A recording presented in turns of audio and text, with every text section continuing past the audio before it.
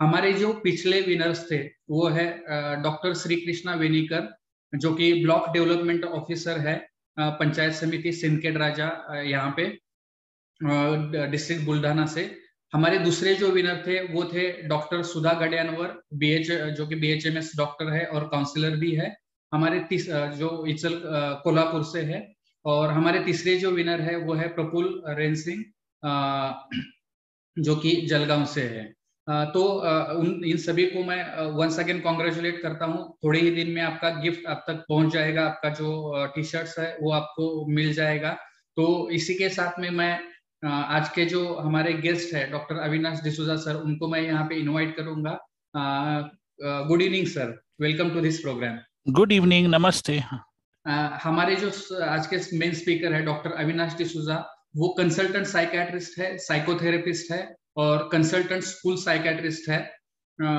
वो Santa cruise waste Mumbai में उनका क्लिनिक है और वो Lokmanya Tilak municipal medical college यानी कि साइन हॉस्पिटल के डिपार्टमेंट ऑफ साइकेट्री में रिसर्च एसोसिएट है।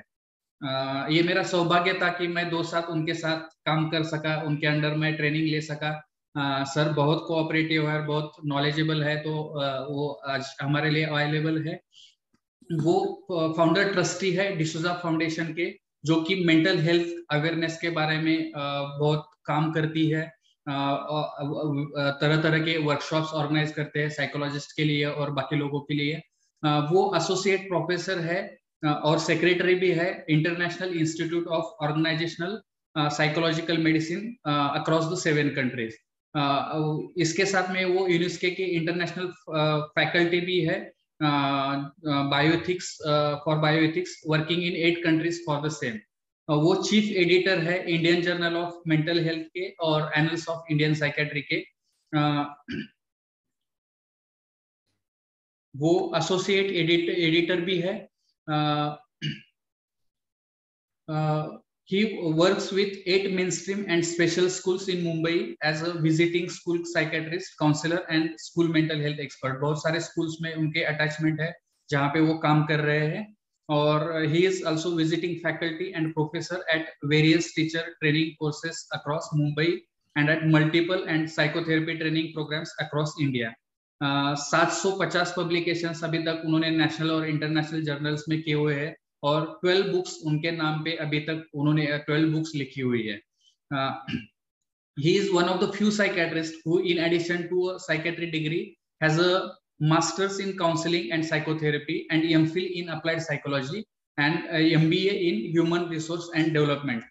So मैं सर को यहाँ पे इनवाइट करूंगा वंस अगेन। सर ये जो हमारा आज का सेशन है 2 पार्ट्स में होगा। पहला जो पार्ट है वो 30 to 45 मिनट्स का रहेगा, जिसमें हम इंटरेक्ट करेंगे। मैं आपसे कुछ क्वेश्चंस पूछूंगा और आप उसके बारे में हमें इंफॉर्मेशन देंगे। वो राउंड खत्म होने के बाद में एक क्वेश्चन पूछा जाएगा जो क्विज के लिए होता है। उसके बाद में जो सेकेंड राउंड है उसमें जो है दूसरा पार्ट जो है वो ऑडियंस राउंड होगा, जिसमें ऑडियंस आपसे क्वेश्चंस पूछ सकते हैं डायरेक्टली और आप उनको इंफॉर्मेशन उस बारे में देंगे। ये जो सेशन है मेनली हिंदी में रहेगा, बट कहीं पे अगर टेक्नोलॉजिकल टर्म्स की आवश्यकता होगी तो वो हम यूजुअली इंग्लिश में यूज कर सकते हैं। अगर किसी को कुछ समझता नहीं तो बाद में डेफिनेटली हम उसको इंग्लिश, हिंदी या मराठी में अगर कहीं पे पॉसिबल रहेगा तो मैं उसको मराठी में कन्वर्ट करके भी बता सकता हूँ।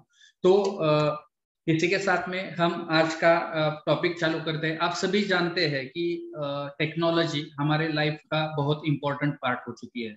सुबह आजकल अलार्म भी जो बजता है वो मोबाइल पे अलार्म बजता है, ना कि पुराने तरह का वो ट्रिंग वाला अलार्म था, वो नहीं बजता है, मोबाइल पे बजता है।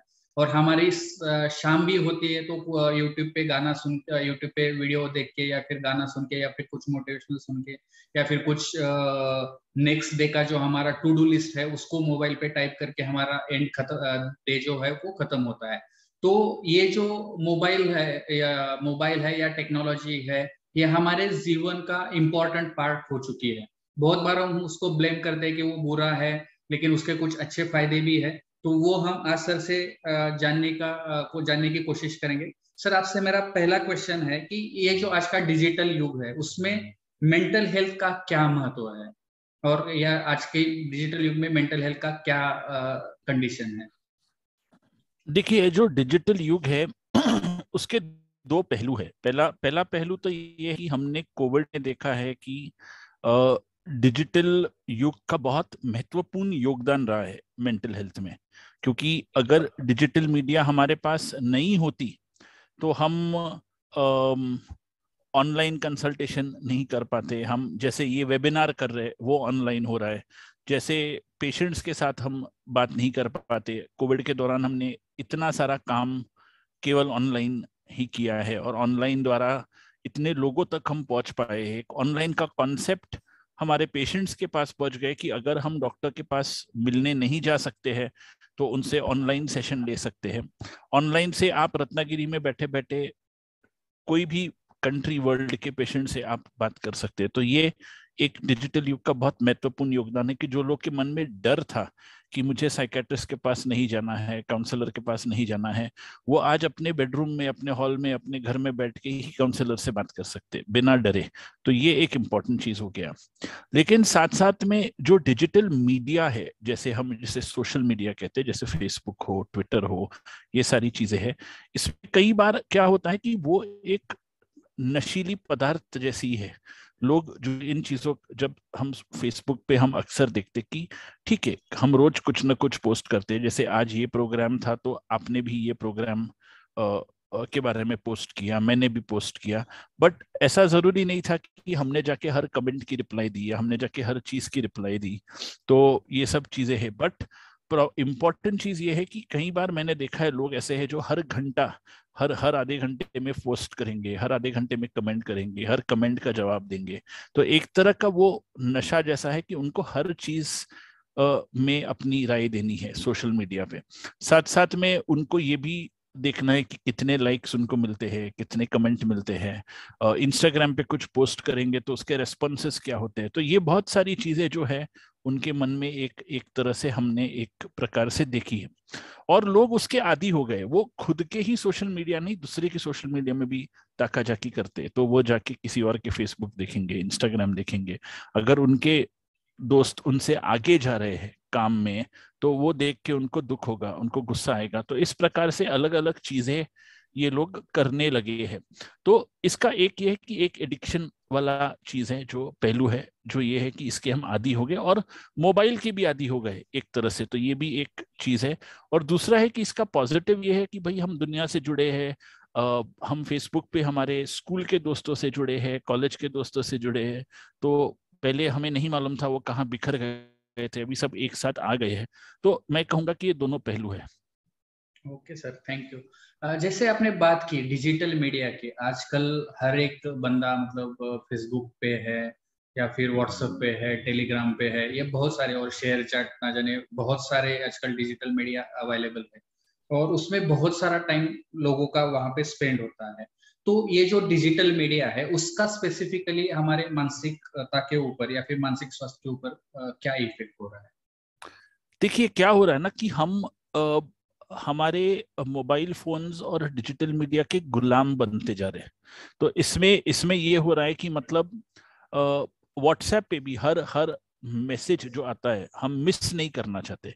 अगर मैं लोगों को कहूँ कि अगर वाईफाई नहीं है तो लोग बहुत ही दुखी हो जाते कि अरे वाईफाई नहीं है मेरे को, मतलब मैं कैसे जुड़ूंगा लोगों से, मोबाइल डेटा चल नहीं रहा है। तो एक प्रकार से डर या भय बैठ जाता है उनके मन में कि अभी मैं कट ऑफ हो गया हूँ।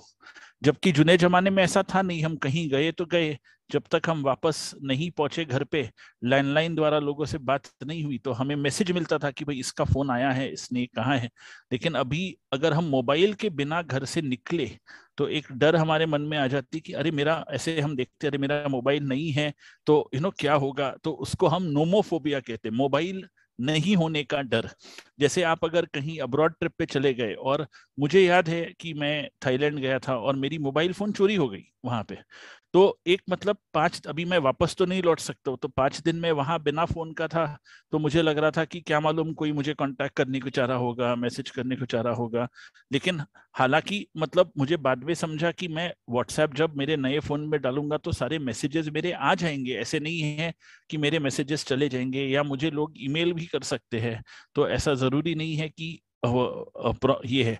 तो ये सब चीजें मतलब अक्सर मैंने देखा है कि ये एक डर हो जाती है। दूसरा चीज ये है कि सोशल मीडिया पे कि मेरी प्रोफाइल उससे अच्छी होनी चाहिए, मेरा डीपी उससे अच्छा होना चाहिए। कई बार लोग डीपी इसलिए रखते कि दूसरों को जला सके, डीपी इसलिए रखते कि दूसरों को मतलब तकलीफ दे, लेकिन ये नहीं समझते कि सब लोग डीपी नहीं देखते बैठते, किसी के पास टाइम नहीं है। लेकिन हम फिर भी सोचते कि नहीं, हम कुछ तो करें कि जैसे हम लाइमलाइट में थोड़ा सा आ जाए। तो ये एक एक तरह से मतलब मैं बोलूंगा नेगेटिव इफेक्ट्स जो हो रही है वो ये है। और एक चीज ये भी है कि मतलब एडिक्शन सा जो है, जैसे मैं कहता हूँ कि रात को 3 बजे भी आदमी जब उठता है मतलब बाथरूम जाने के लिए, पहले वो व्हाट्सएप देखेगा कि कहीं कुछ मैसेज तो नहीं आ गया है, मेरा कुछ मिस तो नहीं हो गया, और ग्रुप पे मतलब चर्चा हो रही है तो कुछ मतलब मेरा मिस तो नहीं हो रहा है। तो ये एक तरह से मैं कहूंगा कि एक सोशल मीडिया का आकर्षण आ गया है लोगों के प्रति। हाँ, definitely sir, thank you very much, बहुत अच्छे से आपने एक्सप्लेन किया हुआ है।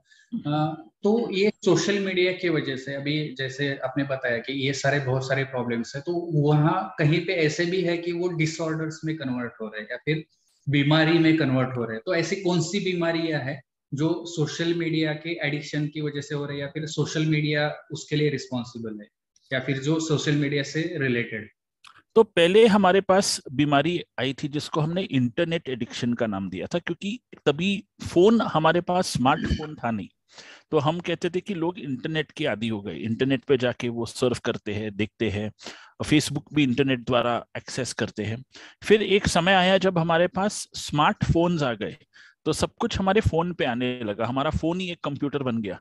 तो अभी हम स्मार्ट इंटरनेट एडिक्शन हम देखते, हम उसको स्मार्टफोन एडिक्शन कहते हैं। और स्मार्टफोन एडिक्शन के अंदर बहुत सारे छोटे छोटे एडिक्शंस आते हैं, जैसे सोशल मीडिया एडिक्शन हो या फेसबुक एडिक्शन हो या व्हाट्सएप एडिक्शन हो, तो ये एक प्रकार है।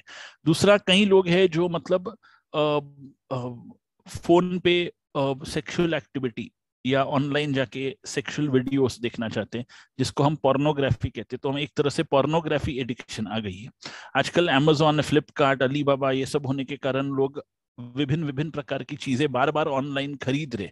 तो एक तरह का हम ऑनलाइन शॉपिंग एडिक्शन भी देख रहे हैं। पहले जब मॉल्स पहली बार आए थे तो हम शॉपिंग एडिक्शन एक्चुअली में देखते थे फिजिकल में, अब आजकल हम ऑनलाइन शॉपिंग एडिक्शन देखते हैं। तो ऑनलाइन खाना मंगाना भी एक एडिक्शन हो गया है, ऑनलाइन फास्ट फूड एडिक्शन भी हम आजकल देखते हैं कि लोग तुरंत देखते कुछ ऑफर है ये है तो तुरंत मंगा देते हैं।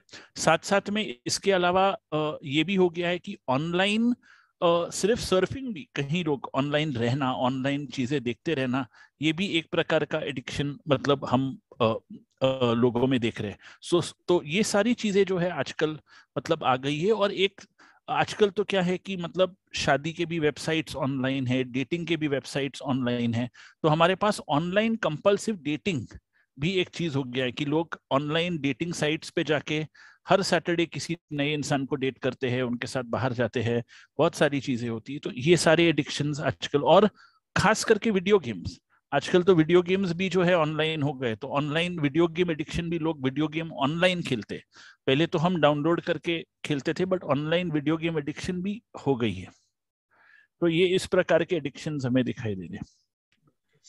और फोमो के बारे में हम थोड़ा सा आप डिस्कस कर सकते हैं, क्योंकि फियर ऑफ मिसिंग आउट जो आपने थोड़ा सा बताया था, हाँ लेकिन फिर भी थोड़ा सा यहाँ पे अगर हम।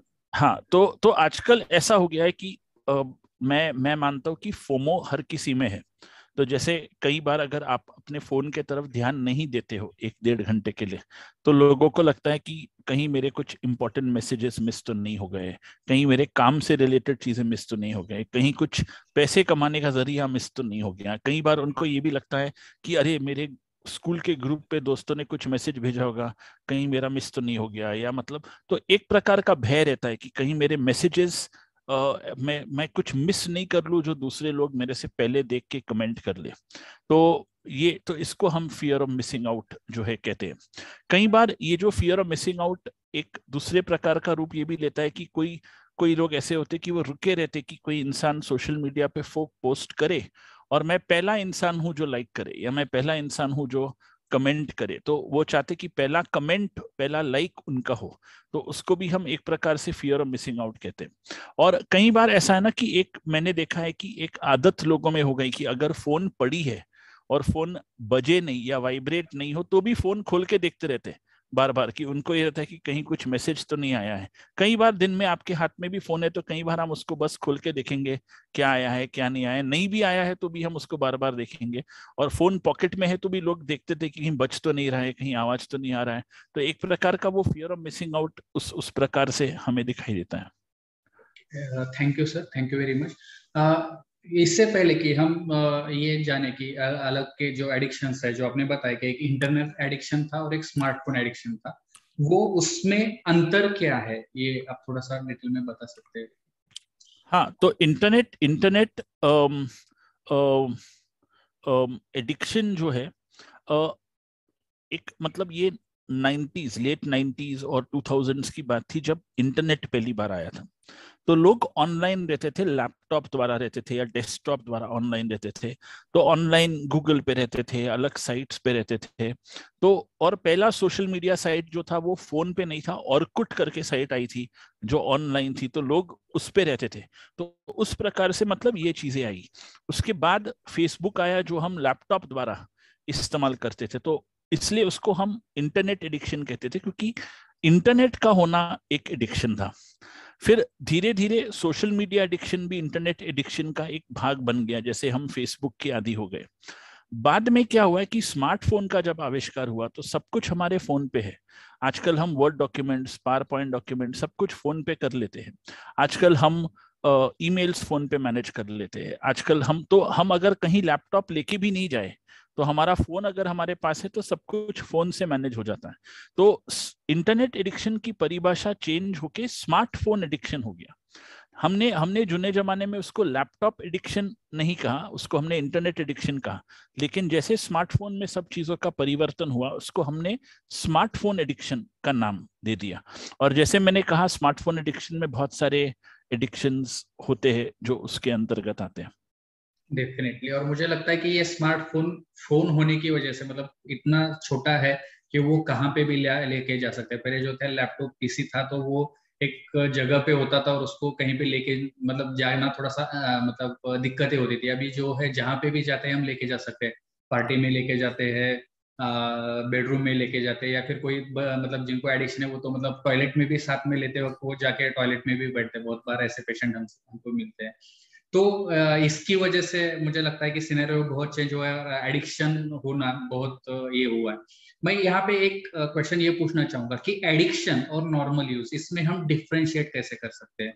कि बहुत बार है, जैसे मैं आज सुबह से मतलब बहुत बार ऐसे था कि मतलब सभी को मैं 25,000 कॉन्टेक्ट्स है तो बार बार वो ब्रॉडकास्ट लिस्ट पे भेजना, ये करना, तो मुझे मतलब यहाँ पे रहना चाहिए था कि ये मैं यूज कर रहा था। बराबर। लेकिन ये जो यूज है और जिसको हम अब्यूज या फिर एडिक्शन ये जो है, तो इस बारे में भी हम इसको बोल सकते हैं। तो इसमें कैसे डिफरेंशिएट लोग कर सकते हैं?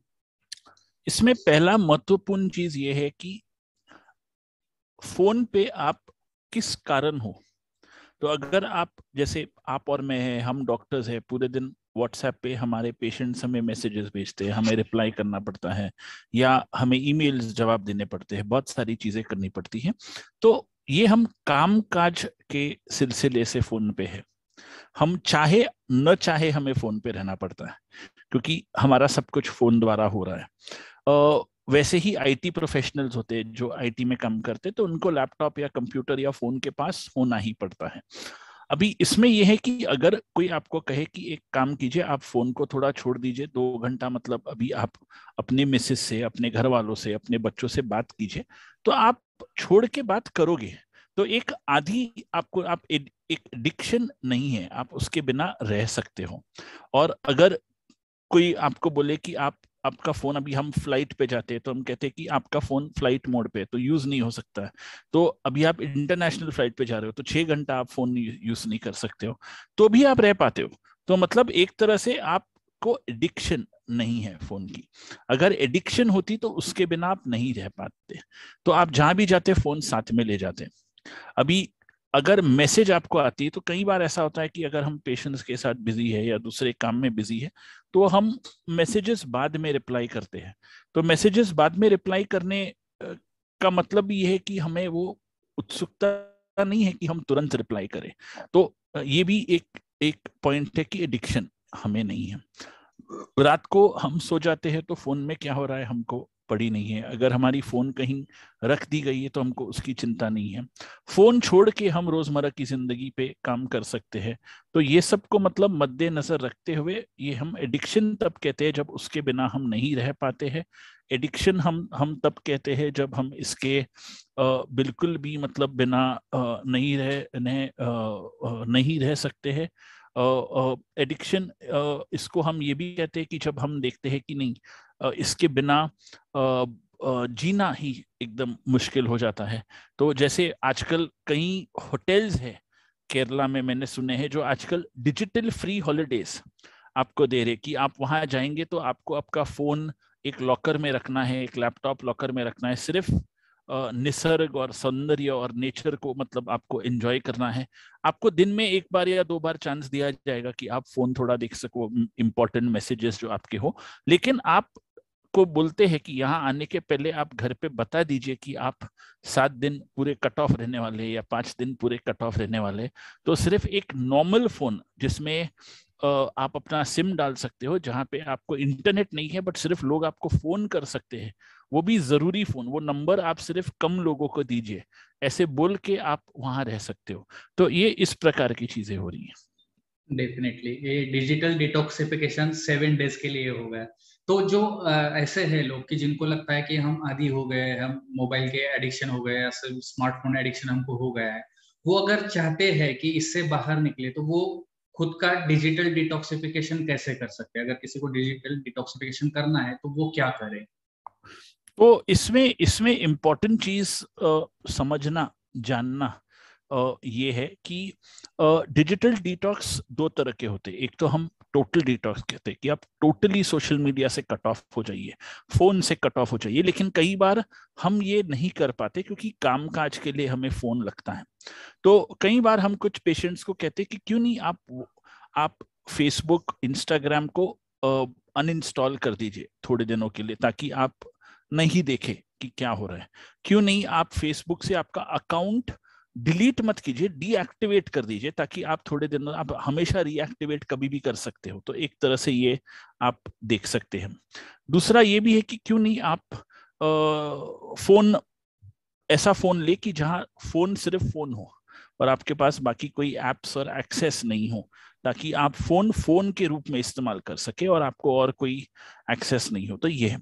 और दूसरा जो है वो डिटॉक्स ऐसा है कि आप फोन ही नहीं रखे, सिर्फ एक लैंडलाइन हो जहां लोग आपको कांटेक्ट करे, या एक आजकल लैंडलाइन भी मुश्किल से मिलता है तो लोग टाटा एयरलाइंस या अन्य फोन लेते हैं जो लैंडलाइन जैसे रहता है, जहां पे लोग आपको कांटेक्ट करें।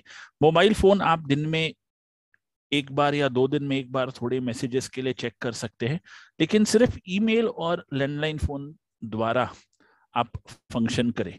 तो इसको हम डिटॉक्सिफिकेशन जरा कहते हैं।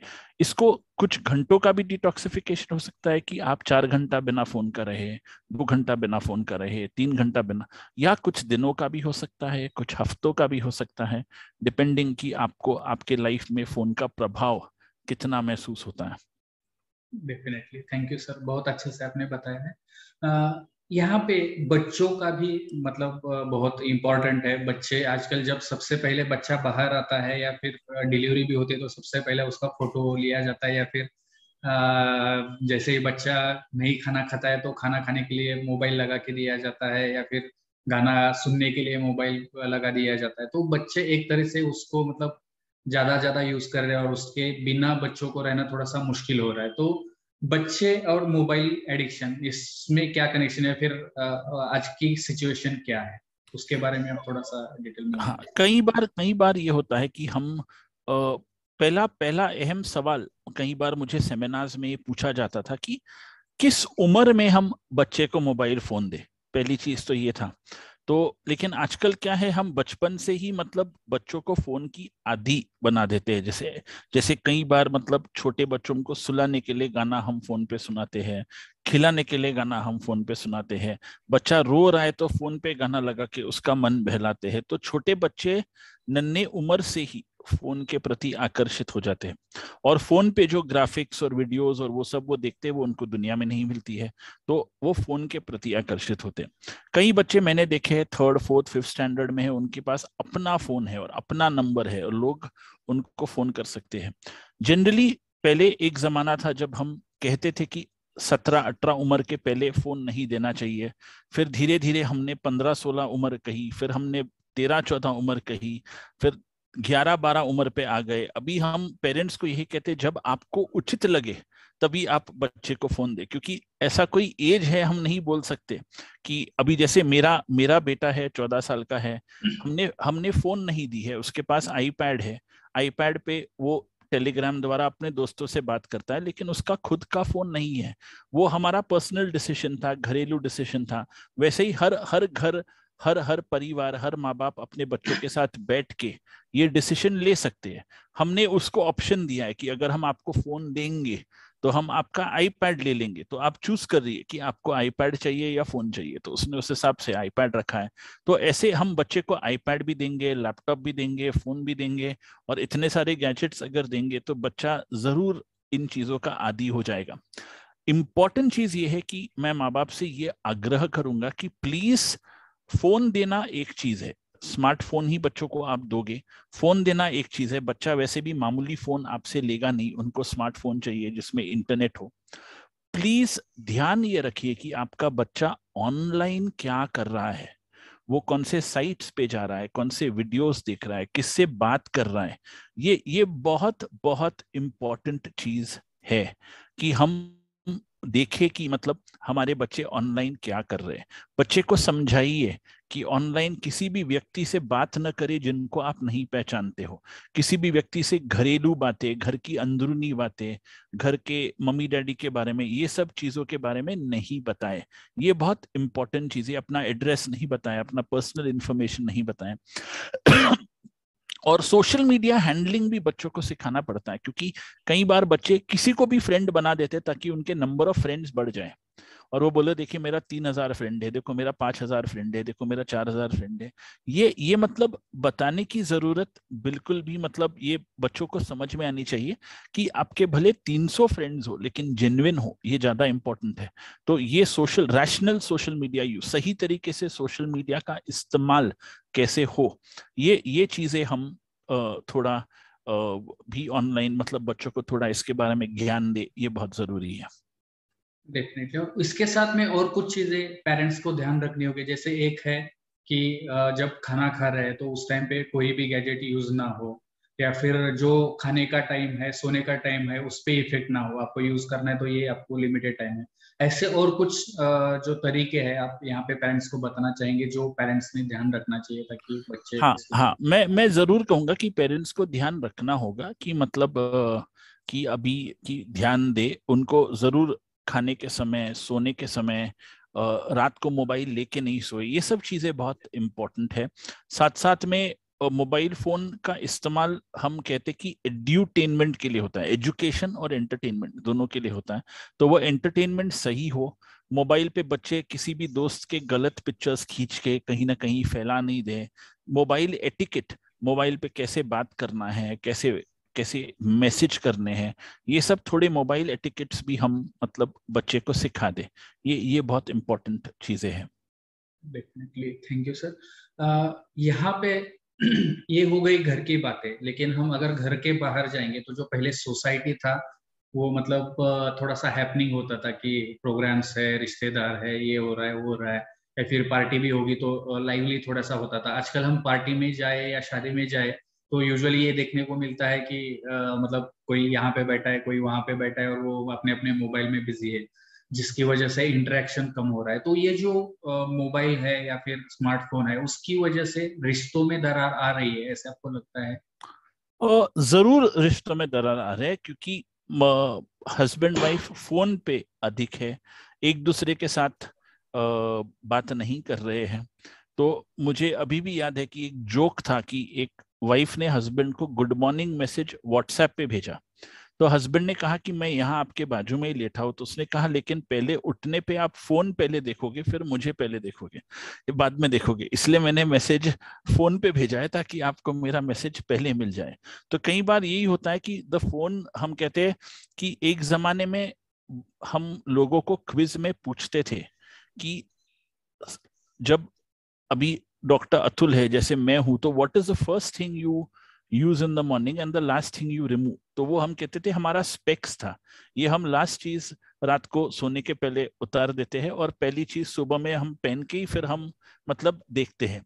आजकल वो फोन हो गया है, चश्मा नहीं भी हो हम फोन पहले देखते कि भाई मैसेज किसका आया है, क्या आया, फिर हमको नहीं दिख रहा है क्योंकि आंखें धुंधली है, फिर हम चश्मा पहन के फोन देखते हैं। तो फोन हमारे जीवन का एक अनिवार्य अंग हो गया है कि हम मतलब पहले फोन पहली चीज है जो हम सुबह देखते हैं और लास्ट चीज है सोने के पहले उसको चार्जिंग पे डालते हैं और फिर हम सोते हैं। तो कई बार मतलब ये चीजें हो जाती हैं। इसके इसके अलावा जो है मतलब जैसे मैंने कहा हस्बैंड वाइफ्स में बातचीत कम हो रही है, झगड़े भी फोन पे हो रहे हैं, मतलब व्हाट्सएप चैट पे हो रहे हैं और ऑनलाइन हो रहे, हस्बैंड वाइफ एक दूसरे से वार्तालाप ऑनलाइन कर रहे हैं। Families messages family WhatsApp group पे भेज रही है लेकिन एक दूसरे से मिल नहीं रही। तो ये सारे चेंजेस आ गए हैं। तो फैमिलीज का मिलना, हस्बैंड वाइफ का साथ रहना, ये बहुत अहम चीजें हैं जो होनी चाहिए।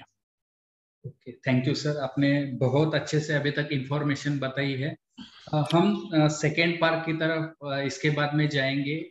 जो ऑडियंस है वो क्वेश्चंस पूछ सकते हैं और इसके हिसाब से हम बात करेंगे। उससे पहले अगर आपको लगता है कि कुछ बताना बाकी है तो आप बता सकते हैं, जो आपको लगता है कि अभी तक मैंने जो क्वेश्चंस पूछे हैं, या तो फिर ये आप अभी बता सकते हैं या फिर at the end of audience round अगर ऑडियंस के कुछ क्वेश्चन है उसको हम आंसर करके भी बता सकते हैं। आपकी चॉइस है, आप बताइए। नहीं, मैं सिर्फ इतना ही कहूंगा कि आपने जो कहा है बहुत बिल्कुल अहम बात है। बट मेरी इच्छा है कि हम स्कूलों में, गांवों में, शहरों में, कॉलेजेस में ये डिजिटल मीडिया एडिक्शन के बारे में भी जानकारी स्प्रेड करे, क्योंकि ये धीरे धीरे बढ़ रहा है। और मेरा मानना है ये एक ऐसी बीमारी है जो धीरे धीरे डिप्रेशन जितनी ही कॉमन होने वाली है, एंजाइटी जितनी ही कॉमन होने वाली है, तो हमें इसके ओर ध्यान देना बहुत जरूरी है। और ये पैंडेमिक के कारण और बढ़ गया है, क्योंकि जिन बच्चों के पास गैजेट नहीं थे, स्कूल ऑनलाइन होने के कारण उनको गैजेट हमें देनी पड़ी है, इंटरनेट देनी पड़ी है, तो बहुत सारी चीजें उन्हें जल्दी मिल गई है जो उन्हें पहले नहीं मिलनी चाहिए थी।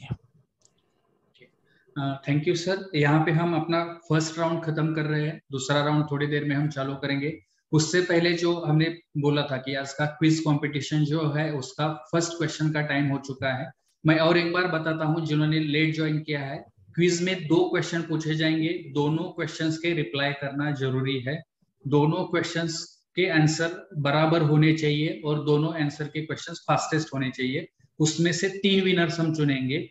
रिप्लाई करने के लिए आपको चैट बॉक्स को यूज नहीं करना है, वो आपको 9503421124 ये नंबर पे भेजना है। स्क्रीन पे मतलब चैट बॉक्स में भी ये नंबर डाल दिया हुआ है, तो उसको आपको रिप्लाई करना है। और आज का जो पहला क्वेश्चन है, सर जब सोशल मीडिया के बारे में बात कर रहे थे या फिर इंटरनेट एडिक्शन के बारे में बात कर रहे थे, स्मार्टफोन एडिक्शन के बारे में बात कर रहे थे, तब उन्होंने इससे रिलेटेड कुछ स्पेसिफिक बीमारियों के बारे में बताया था।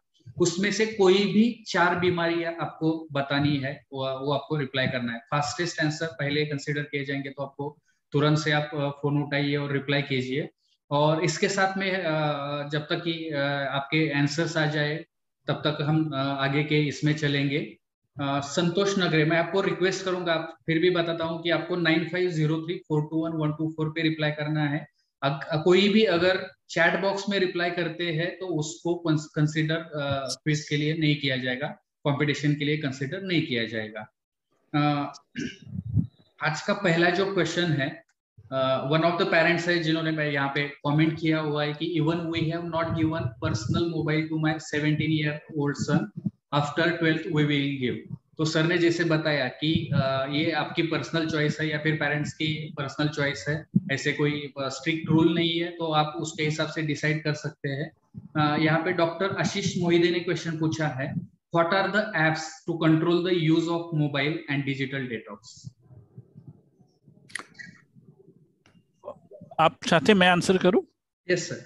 हाँ, देखिए ऐसे मोबाइल एप्स, ऐसे कोई एप्स तो है नहीं, बट हमारे पास जरूर हमारे मोबाइल में सॉफ्टवेयर है जहां आपको पता चलता है आपने कितने घंटे कौन से ऐप पे गुजारे हैं। तो आपको पता चलता है कि मैंने व्हाट्सएप पे इतना टाइम गुजारा है, फेसबुक पे इतना टाइम गुजारा है, अलग चीजों पे इतना टाइम गुजारा है। तो आप आराम से मतलब जज कर सकते हो कि आपका फोन का मैक्सिमम इस्तेमाल कौन से चीज में हो रहा है। तो उस हिसाब से आप उस एप्स को कम यूज कर सकते हो। पहली बात तो ये है। कई एप्स ऐसे भी है कि आपका अगर 1-1.5 घंटे से ज्यादा कंटिन्यूस यूजेज अगर हो जाता है तो फोन अपने आप आपको बोलेगा कि इतना यूजेज हो गया, अभी इसको कम करना है। मैं कोई एप्स के नाम तो नहीं जानता, बट ये बहुत सारे प्ले स्टोर पे ऐसे एप्स हैं जहां से आप आपके यूजेज कंट्रोल कर सकते हैं। और आप मतलब एक पेरेंट होने के नाते आप ऐसे भी एप्स डाल सकते हैं जहां आप देख सकते हैं कि बच्चे कौन से एप्स पे जा रहे हैं, क्या कर रहे हैं, क्या नहीं देख रहे। तो ये सारी चीजें एक साथ मतलब यूज हो सकती है। Thank you sir. अगर किसी को कुछ क्वेश्चन पूछना है तो डायरेक्टली आप आपका ऑडियो और वीडियो चालू कर सकते हैं, या फिर हैंड रेज कीजिए ताकि मैं आपको अनम्यूट कर सकूं, या फिर अनम्यूट करने के लिए रिक्वेस्ट कर सकूं। तो आप कृपया आपका हैंड रेज कीजिए ताकि मैं आपको डायरेक्टली क्वेश्चंस पूछने के मतलब पूछ सकूं।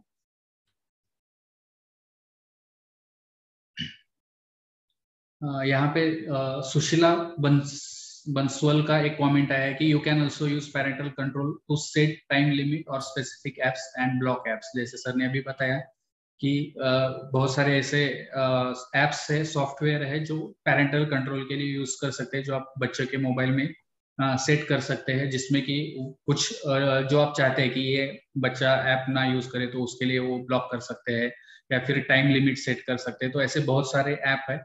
अगर किसी को कुछ क्वेश्चन पूछना है तो प्लीज आप हैंड रेज कीजिए और क्वेश्चन पूछिए।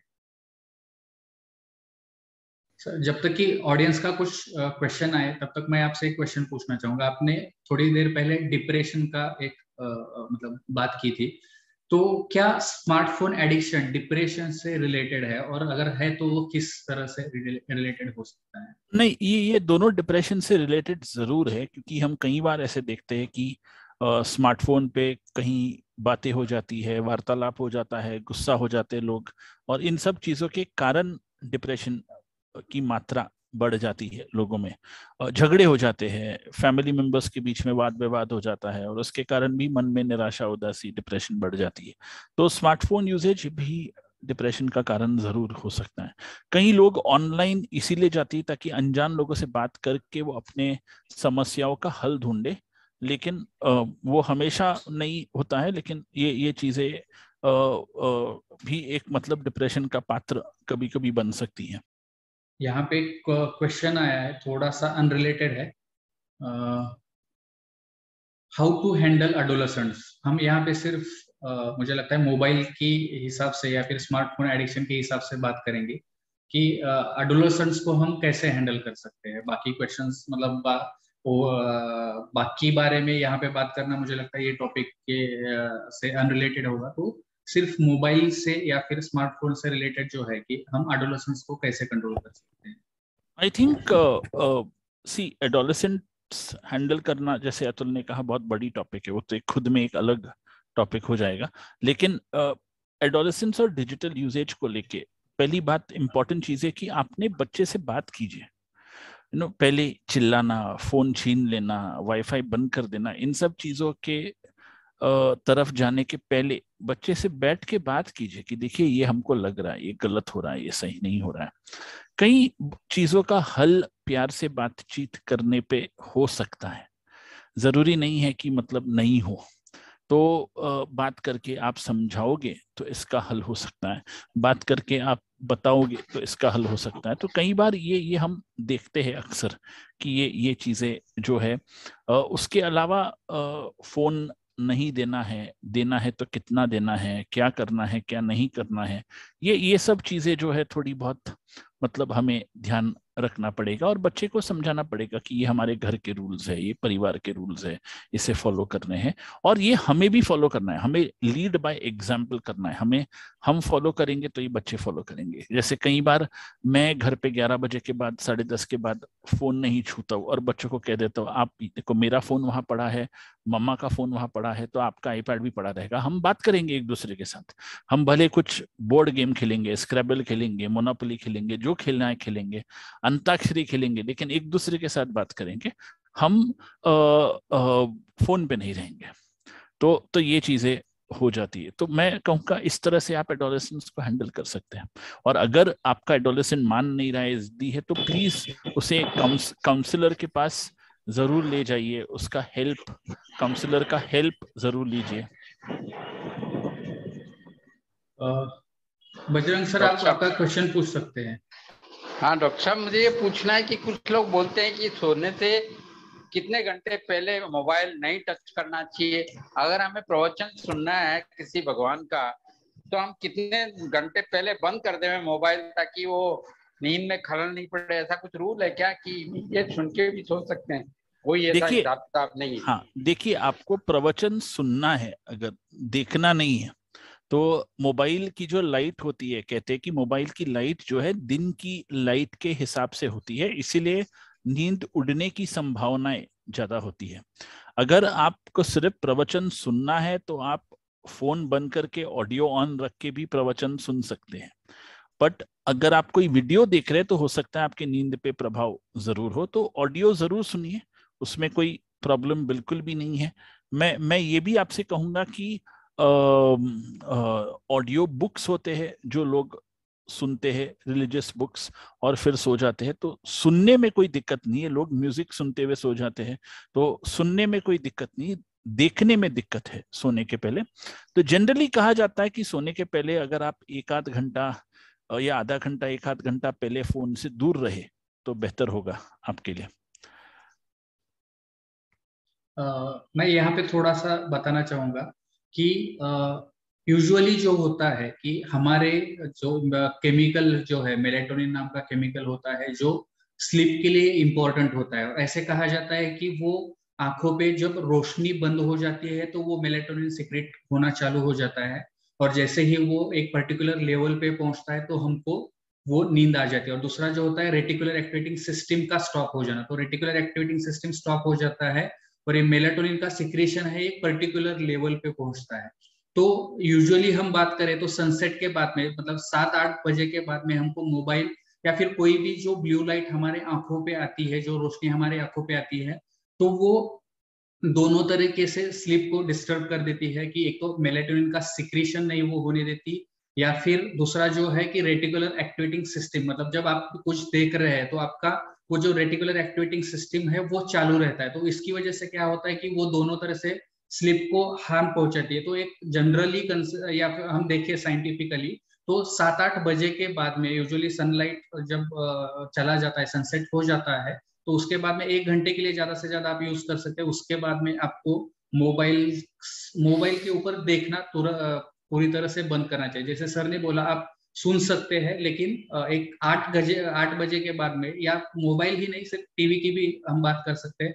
तो ये जो चीजें हैं हमको थोड़ा सा अवॉइड करना चाहिए 8 बजे के बाद में यूजुअली।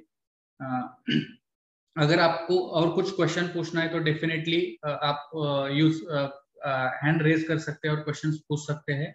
यहाँ पे एक मोहन भिड़े सर का कमेंट आया है, same is applicable for TV watching. ये सर, जैसे हमने बोला कि कोई भी लाइट है तो वो आपके लाइट मतलब आंखों को ये थोड़ा सा मेलाटोनिन का सिक्रेशंस कम कर सकती है। तो definitely TV, mobile, laptop, PC जो भी है जिसके वजह से हमारे आंखों पे लाइट आता है, तो वो हमको बंद करना चाहिए।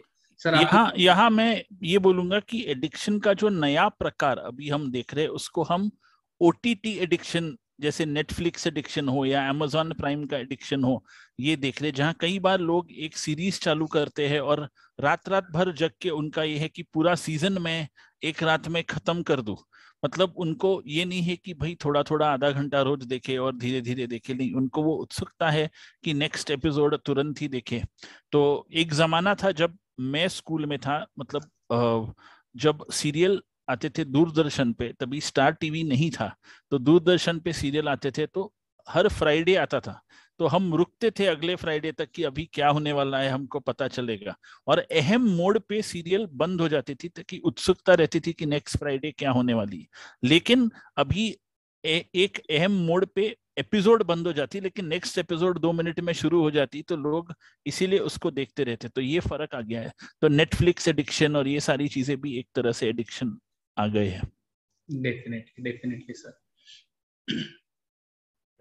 अगर किसी को कुछ क्वेश्चन पूछना हो तो डेफिनेटली आप क्वेश्चंस पूछ सकते हैं, हैंड रेज कीजिए ताकि मैं अनम्यूट के लिए आपको मतलब ये कर दूं, आप अनम्यूट कर सके खुद को।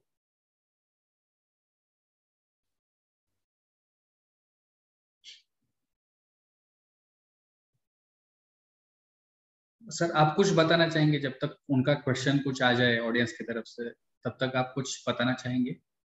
मैं इतना ही लोगों को कहूंगा कि देखिए, हम मोबाइल फोन के बिना नहीं रह सकते।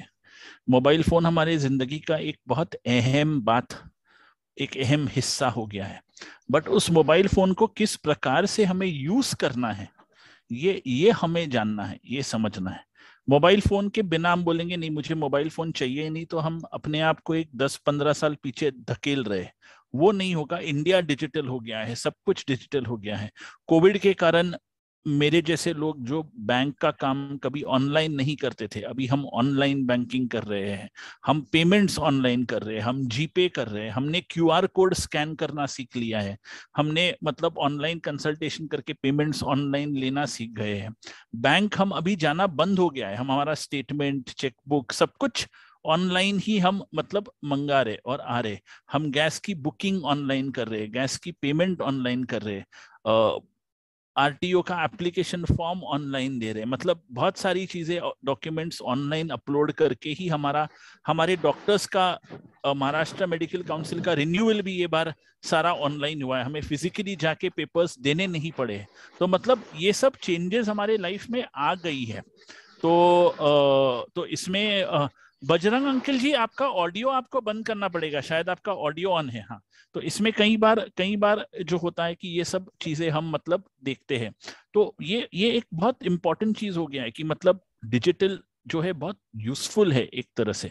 कि अभी जैसे बच्चे स्कूल में थे तो स्कूल के ऐप हो गए हैं, होमवर्क ऐप पे आता है, टीचर रोज ऐप पे बता देती है कि क्लास में क्या हुआ है, ताकि बच्चे अगर हमें भूल जाए बताने के लिए तो इन्फॉर्मेशन आ जाती है। बच्चा आज स्कूल गया कि नहीं, मैसेज आ जाता है ऐप पे। तो ये मतलब इम्पोर्टेंट चीजें हैं जो हमारे लाइफ में हो रही है। तो फोन जरूरी है, फोन के बिना हम नहीं रह पाएंगे। लेकिन ये भी है कि फोन कितना यूज करना है, कितना नहीं यूज करना है, ये भी हमें ध्यान से देखना पड़ेगा। डेफिनेटली, जैसे हम बोलते हैं कि कोई भी चीज का आविष्कार जब होता है तो अच्छे के लिए होता है, कोई तो जरूरत होती है तो वो जरूरत के लिए आविष्कार होता है। और इसी वजह से बजरंग सर आप प्लीज अनम्यूट मत कीजिए, जब तक आपको आस्क मतलब अनम्यूट करने के लिए ना बोला जाए प्लीज अनम्यूट ना कीजिए आप खुद को। तो जो ये आविष्कार होता है तो बेसिकली उसी के लिए होता है, और ये जो आविष्कार अलग अलग आए हैं तो हमारे लिए बहुत अच्छे प्रूव हो चुके हैं। आप जो सर ने एडवांटेज बताया कि आजकल तो वो जो इलेक्ट्रिसिटी का बिल है वो हमारे यहाँ पे पहुंचने से पहले वो मोबाइल पेटीएम पे आ जाता है कि आपका ये जो बिल है आपका आ चुका है और आपको नेक्स्ट जो डे है ये यहाँ तक आपको पे करना है। और विद इन मैं बोलूंगा 1 मिनट इस तरह का बिल पे किया जा सकता है, ना कि पहली तरह से जाके रुक के वहां पे आधा घंटा 1 घंटा वेस्ट करो, उसके बाद में बिल पेमेंट करो। तो किसी भी तरह का पेमेंट आज हम घर बैठे 1 मिनट में कर सकते हैं, ये बहुत अच्छी बात है। बस उसको हम कैसे यूज कर रहे हैं, मोबाइल बुरी चीज नहीं है, हम उसको कैसे यूज कर रहे हैं उसके ऊपर डिपेंडेंट है। यहाँ पे बजरंग सर आप खुद को अभी अनम्यूट कर सकते हैं और क्वेश्चन पूछ सकते हैं। सर अभी ग्लोबल हो गया, ट्रेडिंग भी ग्लोबल, सब ग्लोबल हो गया है, तो रात दिन का भी फर्क पड़ता है। तो अब अभी इस डिजिटल युग के अंदर कम से कम कितनी नींद होनी चाहिए आपके हिसाब से? अच्छा, मेरे हिसाब से कम आपके दिन में 7 से 7.5 घंटे की नींद तो होनी ही चाहिए। 8 घंटे की हो तो बहुत अच्छी बात है। इसको कई बार आप डिवाइड करके भी ले सकते हैं कि आप 4-5 घंटे और 3 घंटे जो भी हो उस हिसाब से ले सकते हैं। लेकिन आपकी नींद एक 7.5-8 घंटे की नींद रोज होना बहुत बहुत जरूरी है।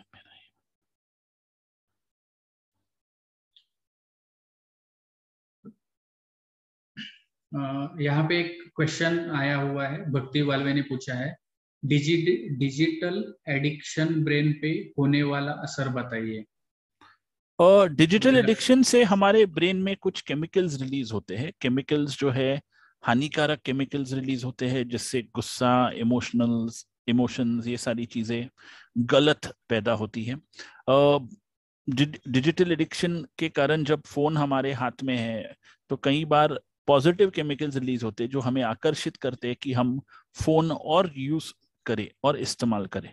तो ये चीजें मैं कहूंगा केमिकल्स के बारे में। अभी भी इसके बारे में डिटेल्स पूरी तरह हमारे सामने रिसर्च द्वारा आई नहीं है, लेकिन डोपामीन, सेरोटोनिन, ये केमिकल्स का कहीं महत्वपूर्ण योगदान है डिजिटल एडिक्शन में, ये पाया गया है। Thank you sir, thank you very much.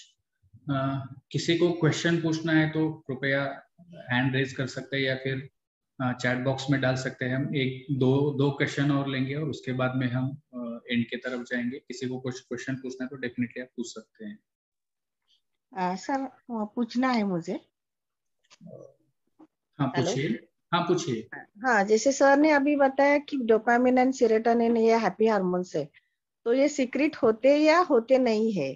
क्योंकि अगर नहीं होते होगे इसीलिए तो हमको एडिक्शन होता है ना इसका, मोबाइल का। Because we feel happy when we are using it actually. Happy, I mean, it is some pleasurable action we can say. Like. नहीं, मैं आपकी बात से बिल्कुल सहमत हूँ। इंसान को खुशी मिलती है, उसे आनंद मिलता है, तो इसीलिए उसे पॉजिटिविटी मिलती है, तो ही वो चीजें बार बार करता है। तो बट क्या होता है कि कई बार तो अगर पॉजिटिविटी नहीं मिलती तो हम बार बार नहीं करते। Yes.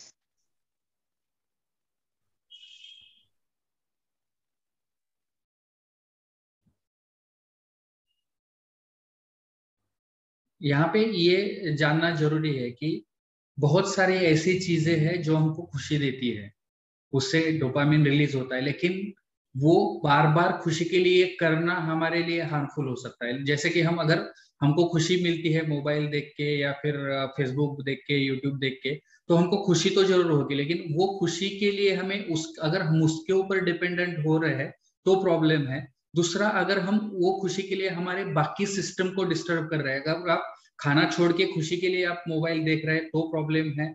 अगर आप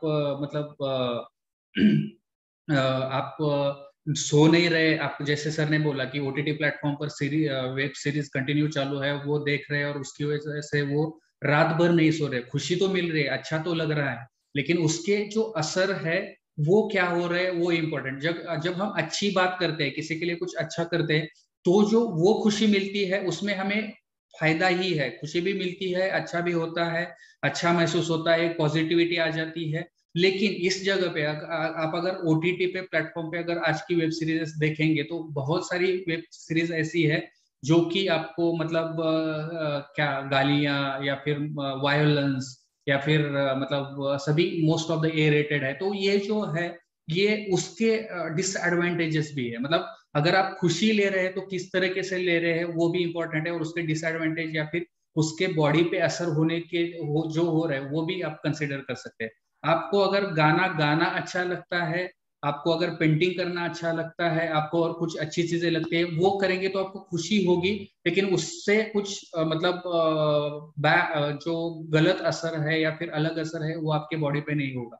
तो ये थोड़ा सा हमें यहाँ पे समझना जरूरी है कि सिर्फ डोपामिन सीक्रेट होता है, तो बहुत सारे ड्रग्स ऐसे हैं कि जो रिवॉर्ड सिस्टम होता है वो इसी तरह से काम करता है कि हम कुछ ड्रग लेते हैं, हम कुछ करते हैं, तो उसकी वजह से रिवॉर्ड सिस्टम एक्टिवेट होता है, हमको अच्छा लगता है, तो वो बार बार लेने की इच्छा हमारे मन में होती है। उसका मतलब हमारे बॉडी पे गलत असर हो रहा हो और कुछ हो रहा, लेकिन फिर भी हमको वो लेना है, ऐसी ये जो होता है वो महसूस होता है, वो डोपामिन की और जरूरत हमारे ब्रेन को पड़ने लगती है।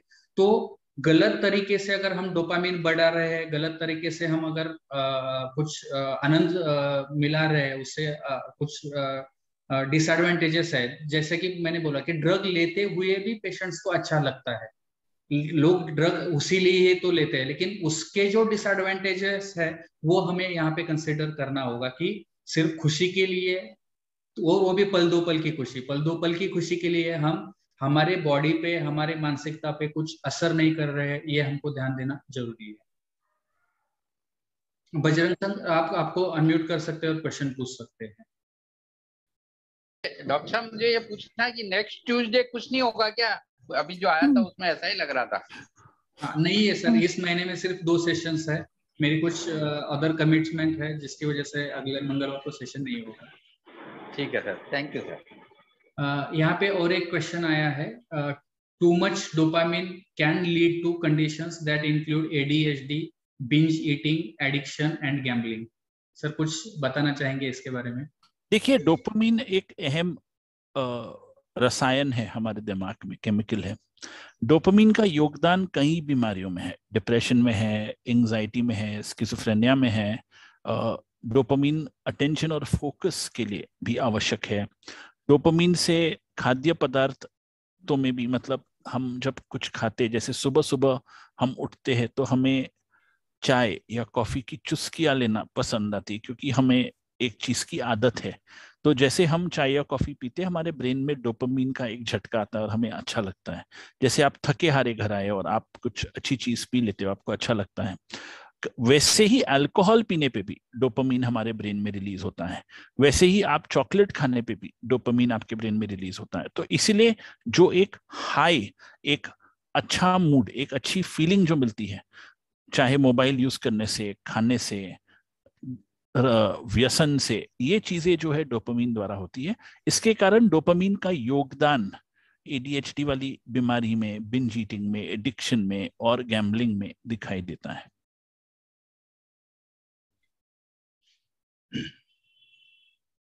और यहाँ पे दूसरा क्वेश्चन मैं पूछना चाहूंगा। आज का जो क्विज कंपटीशन है, क्विज का जो दूसरा क्वेश्चन है मैं यहाँ पे पूछना चाहूंगा। और वो क्वेश्चन है जो सर ने बताया था कि बच्चों में या फिर एडोलेसेंट्स में मोबाइल देते वक्त या फिर स्मार्टफोन देते वक्त हमको क्या क्या प्रिकॉशंस लेने चाहिए, या फिर उसको कंट्रोल में रखने के लिए हम क्या क्या कर सकते हैं। कोई भी 4 चीजें आपको बतानी है। आप मराठी में रिप्लाई कर सकते हैं, हिंदी में रिप्लाई कर सकते हैं, इंग्लिश में रिप्लाई कर सकते हैं। तो तुरंत से आप रिप्लाई कीजिए, ताकि 2 क्वेश्चंस हम लेंगे तब तक आपका आ जाएगा और हम विनर्स हम डिक्लेयर कर पाएंगे। यहाँ पे मुझे लगता है चैट बॉक्स में एक क्वेश्चन आया है। डॉक्टर सुनीला घुमरे ने ये क्वेश्चन पूछा है, what will be the side effects on brain due to the use of mobile? Mobile से कारण पहली बात तो क्या है कि हम मोबाइल यूज एक्सेस होने से दिमाग पे थोड़ा असर जरूर होता है। हमारी ध्यान लगाने की क्षमता कम हो जाती है, फोकस करने की क्षमता कम हो जाती है। साथ साथ में हम मल्टीटास्किंग, यानी एक समय पे बहुत सारे काम करना, ये चीजें हम तकलीफ हो जाती है। कई बार दिमाग ये सोच नहीं पाता है कि कौन सी चीज के लिए हम जगह पहले आरक्षित करें और कौन सी चीज के लिए बाद में आरक्षित करें। तो इन चीजों में भी प्रॉब्लम हो जाती। प्लानिंग कि कौन सा काम हम पहले करें, किस हिसाब से करें, कैसे करें, जिसको हम इंग्लिश में एग्जीक्यूटिव फंक्शनिंग कहते हैं, इस पे भी असर हो जाता है। और कई बार ये भी पाया गया है कि इसके कारण जो है हेडेक होना, सिर दर्द होना, सिर में एक भारीपन होना, ये चीजें भी दिखाई देती। ये सारे मोबाइल एक्सेस यूजेज के ही लक्षण है। Thank you sir. Bajrang sir, आपका ये आखिरी क्वेश्चन है, आप आखिरी क्वेश्चन पूछ सकते हैं।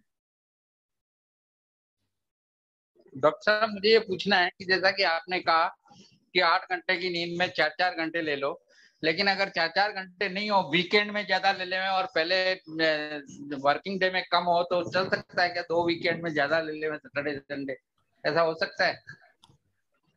बजरंग सर, ऐसा है ना कि हम 4 दिन का खाना एक दिन में तो नहीं खा सकते। वैसे ही हमारी नींद बराबर होना रोज जरूरी है। तो आप ऐसे नहीं बोल सकते कि चलो हम 2 दिन अभी खाना नहीं खाएंगे और फिर संडे को पेट भर के 4 दिन का खाना खाएंगे, तो ये तो नहीं होता है। तो जो चीज जितनी मात्रा में रोज जरूरी है उतनी जरूरी है। ठीक है सर, थैंक यू डॉक्टर साहब।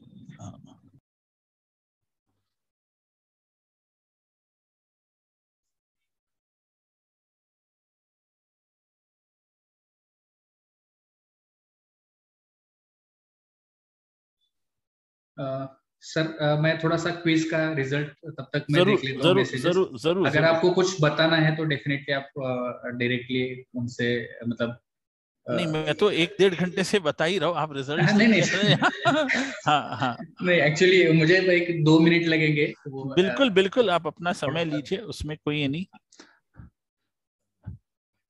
मैं सिर्फ इतना बोलूंगा कि मैं बहुत खुश हूँ कि इतने सारे लोग आए हैं, और इनमें से कई लोगों को मैं पहचानता हूँ, मैं जानता हूँ।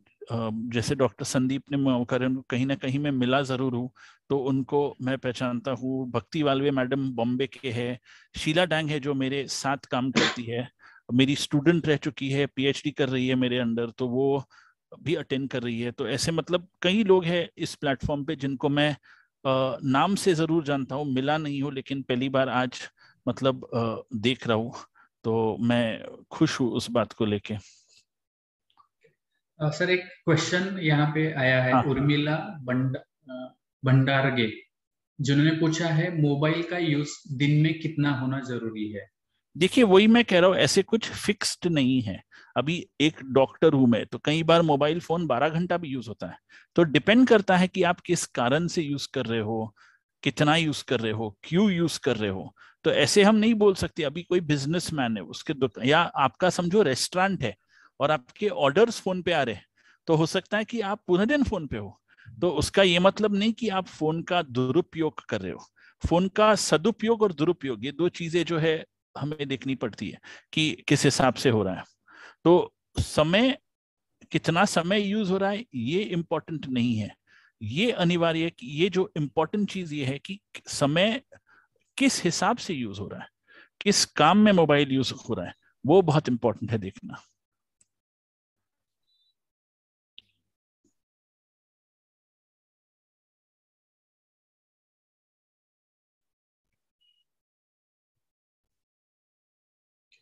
सो हम प्रोग्राम के एंड की तरफ बढ़ रहे हैं, और आज के जो विनर है, आज के जो पार्टिसिपेंट है, बहुत कम लोगों ने पार्टिसिपेट किया हुआ है।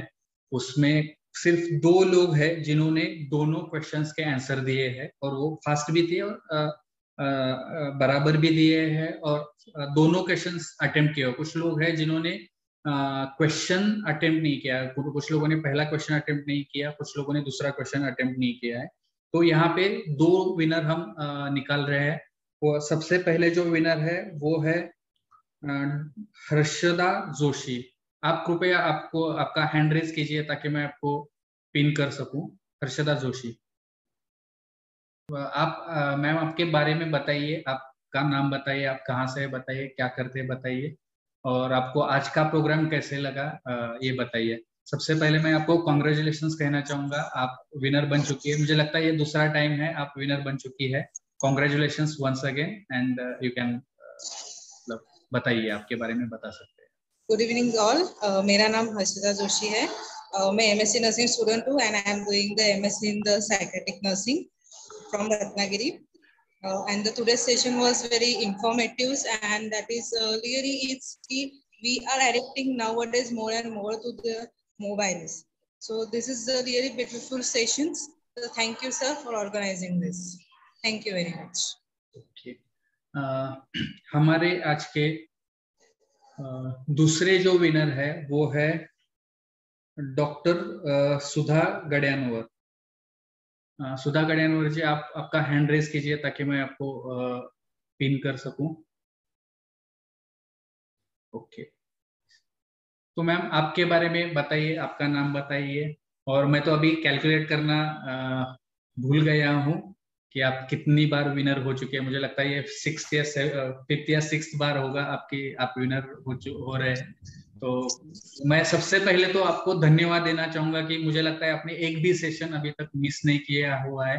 आप शुरू में ज्वाइन करते हैं और एंड तक रहते हैं। मैं आपको धन्यवाद देना चाहूंगा कि आप लोगों की वजह से, और आप जो और लोगों को मैसेज भेज के ज्वाइन करवा रहे हैं, तो मैं आपको सबसे पहले धन्यवाद देना चाहूंगा।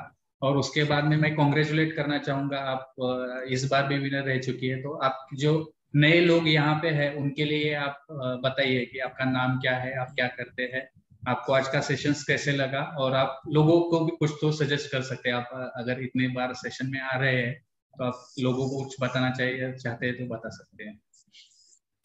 Thank you sir. नमस्कार. सेशन खूप छान झालं सर. पहिल्यापासून मी अटेंड करते आणि मला की विद्यार्थिनीसारखं वाटायला लागले सर. आता कसं की वही आणि पेन घेऊन बसते मी, आणि म्हणजे नंतर मला ते माझ्या काउन्सिलिंग मध्ये त्याचा उपयोग होतो. आणि सगळेच अगदी दिग्गज अगदी हे येऊन इथं म्हणजे सायकॅट्रिस्ट येऊन मार्गदर्शन करतात. त्यामुळे मी दर मंगळवारी म्हणजे ज्या वेळ असेल तर वेट करत असते, आणि हा म्हणजे वेळ मी राखूनच ठेवते म्हणजे हे करायचं, म्हणजे अटेंड करायचं म्हणून. खूप सुंदर झालं सर सेशन. आणि आजचं सेशन तर मला माझं म्हणजे पुढचं हेच आहे की स्कूल काउन्सिलिंग मध्ये म्हणजे हे स्क्रीन ऍडिक्शन वर मला अवेअरनेस प्रोग्राम करायचा आहे. त्यासाठी तर हा प्रोग्राम खूपच छान होता. Thank you sir. आणि खूप छान इन्फॉर्मेशन दिली, आणि तुमचंही म्हणजे धन्यवाद. म्हणजे हे असे प्रोग्राम तुम्ही म्हणजे मॅनेज करताय. तुमचे म्हणजे आभार सर. थँक्यू. म्हणजे खूप सुंदर. Thank you very much. आपल्याकडे इथे यहाँ पे हमारे जो तीसरे विनर है वो भी, हाँ आप आपके बारे में बताइए, आपका नाम क्या है, कहाँ से है, क्या करते हैं, और आपको आज का सेशन कैसे लगा? Pinky Shah. From last year only I have started doing counseling, one-on-one session and group sessions also.